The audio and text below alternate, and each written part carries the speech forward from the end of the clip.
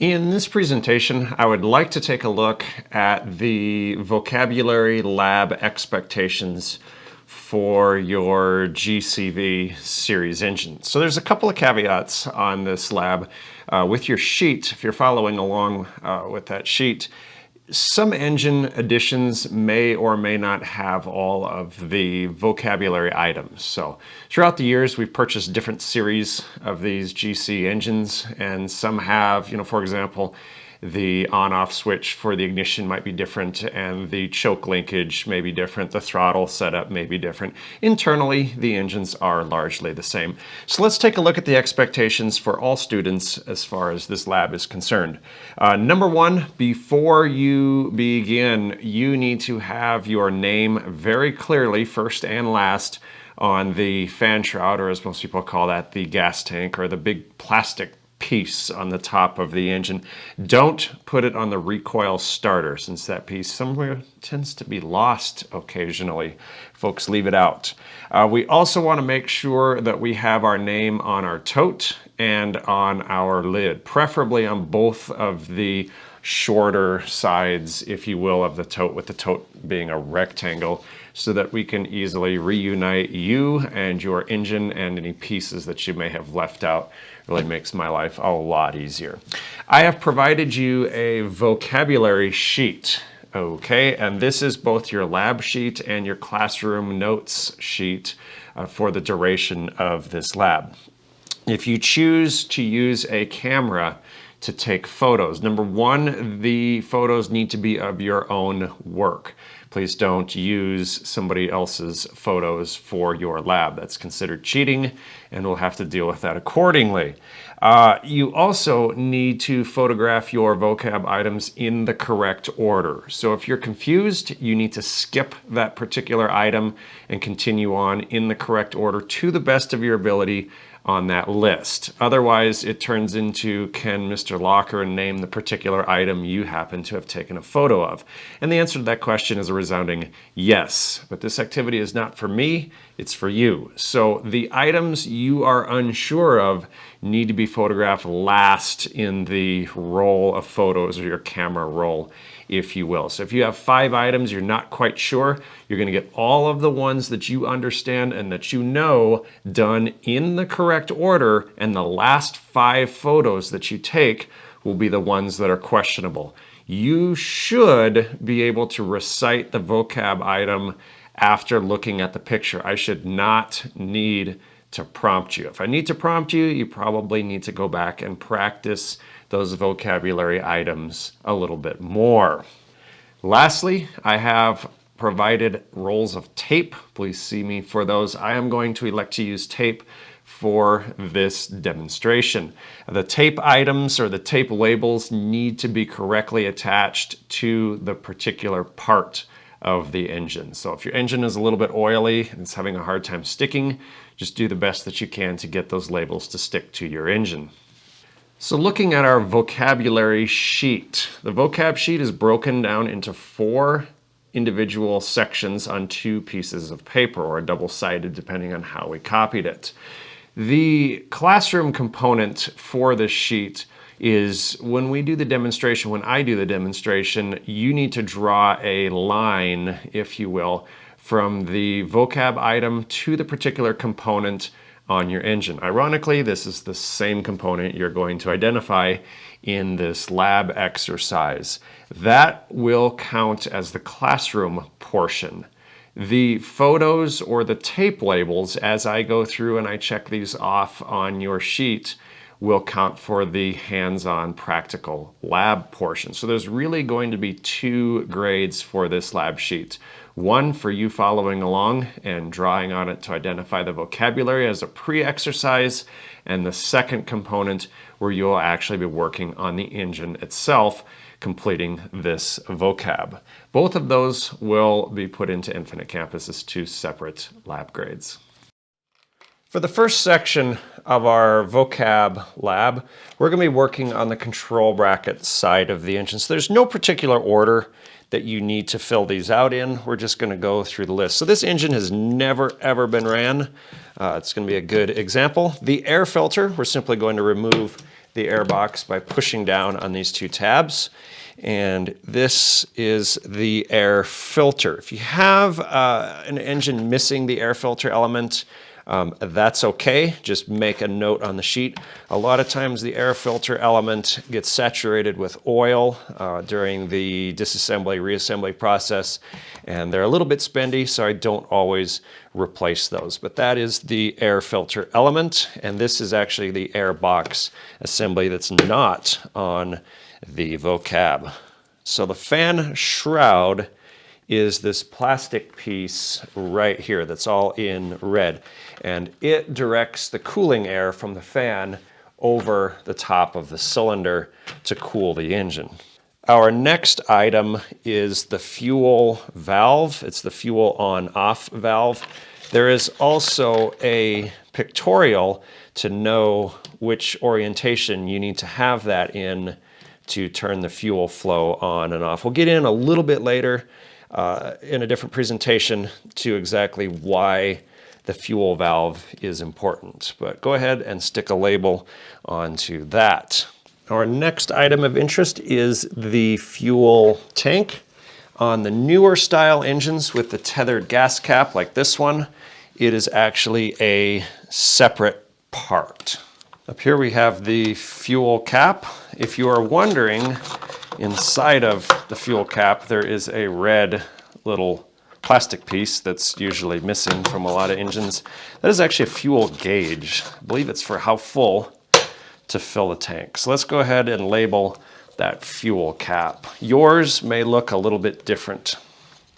Next we have recoil starter, and the recoil starter between the GCV 160 and the 190 is a little bit different, with the 190s being a little bit taller for increased airflow. So just something to keep in mind on that recoil starter.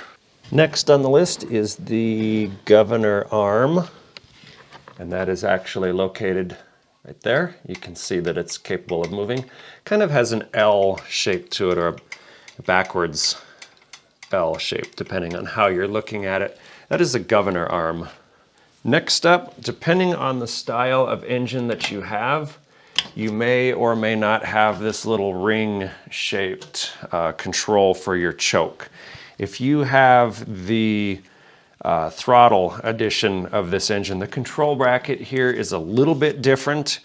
Just go ahead and put a note on your sheet if you don't have this choke actuator. So we're going to go ahead and attach the label to the choke actuator here at this time. And you can see it's pull for choke and push for run or no choke, or warm engine starting. Next is the ignition on off. Again, if you have a throttle edition of this engine, you're not going to have this red switch here. So these ones are pretty much exclusive for the Power Washer series. So I'm just going to go ahead and label that ignition on-off switch as such. This spring located right here is the governor speed control. So we're just going to go ahead and wrap this tape label here.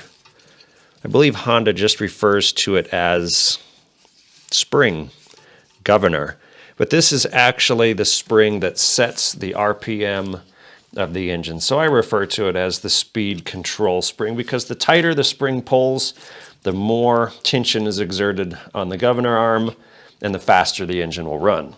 The last item on this side is the fuel line. And there are actually two fuel lines on this engine.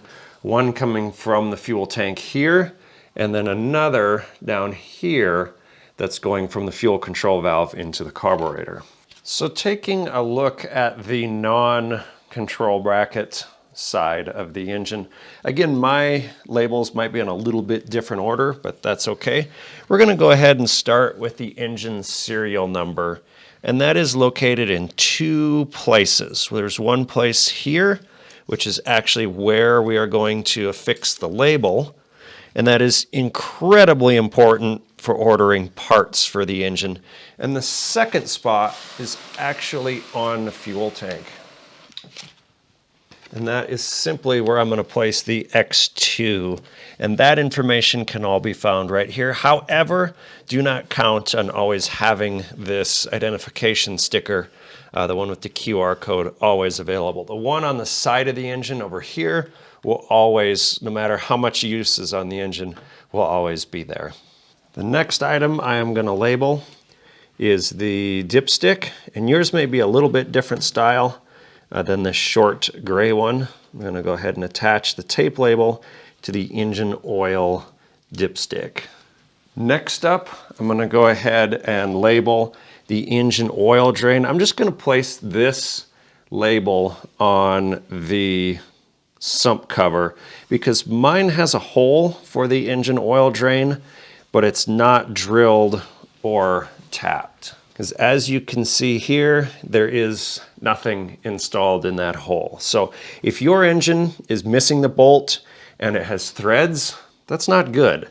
If your engine is like this one, it's missing the bolt, but it doesn't have any threads, it means the hole has not been drilled all the way through and it's not going to leak any oil or anything like that. It is a feature, if you so chose to add, that you could do that, although I consider it rather pointless on something like a pressure washer or a lawnmower because you can tip the engine over. Very easy to drain the oil from the dipstick tube hole.